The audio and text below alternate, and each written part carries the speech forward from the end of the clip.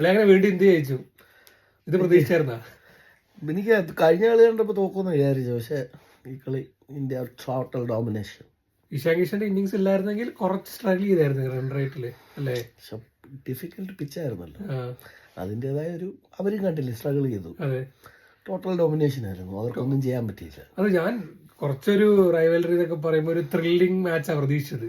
പക്ഷെ ഇത് ഒന്നുമില്ലായിരുന്നു. First ball പോലെ അവർക്ക് മറ്റേ താല്പര്യമില്ലാത്ത പോലെ ബാറ്റ് ചെയ്യാനൊന്നും അല്ലേ? ക്യാപ്റ്റനൊക്കെ വരുന്നു, അടിക്കുന്നു, കളയുന്നു, അപ്പൊ തന്നെ ഔട്ടായി പോകും. ഫസ്റ്റ് 4 ഓവർ തന്നെ അവർ ഏകദേശം നമുക്കൊരു മറ്റേ സിഗ്നൽ തന്നു, ഞങ്ങൾക്ക് താല്പര്യമൊന്നുമില്ല, ബോയ്ക്കോട്ട് ചെയ്താൽ മതിയായിരുന്നു. ഇതിൽ നല്ലത് അവരെ കളിക്കാതിരിക്കുന്നതായിരുന്നു.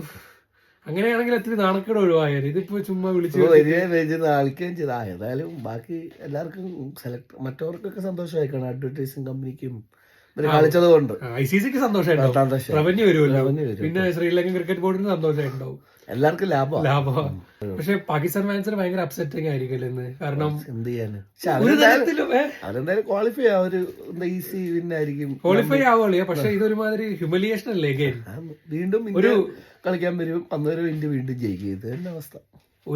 ഒരു ശ്രമം പോലും അവന്മാരെ സൈഡിൽ നിന്ന് കണ്ടില്ല ബാറ്റിംഗില്, ട്രൈ പോലും ചെയ്യാതെയാണ്. ഇന്ത്യ ഭയങ്കര സ്ട്രോങ് ആണ്, എത്ര റൺ എടുത്താലും ഇന്ത്യ ഡിഫെൻഡ് ചെയ്തേനെ. നല്ലൊരു 77 ഇല്ലായിരുന്നെങ്കിൽ പോലും ഇന്ത്യ ഒരു 130, 140 എടുത്തിട്ടുള്ളതിൽ ഇന്ത്യ ജയിക്കും. പക്ഷെ ഇന്ത്യ അപ്പൊ ഇതിലും പെട്ടെന്ന് ഈസിയായിട്ട് ഡിഫെൻഡ് ചെയ്യും. ഇപ്പൊ ഇന്ന് കണ്ടില്ലേ, ബുംറയൊക്കെ ഓവർ കൊടുക്കാതൊക്കെയാണ് ചെയ്തത്. അല്ല ഇന്ത്യ ഇങ്ങനെ ആയിരിക്കത്തില്ല ബോൾ ചെയ്യുന്നത്, കുറച്ചുകൂടി അറ്റാക്കിംഗ് ബോളിംഗ് സൈഡ് ആയിരിക്കും അല്ലേ? അതെ. താങ്ക് യു അളിയാ. അങ്ങനെ ഇന്ത്യ സൂപ്പർ 8ലേക്ക് ക്വാളിഫൈ ആയി. ഇനി വരുന്ന മാച്ചസ് ഒക്കെ എക്സൈറ്റിംഗ് ആയിരിക്കും. അപ്പൊ കാണാം.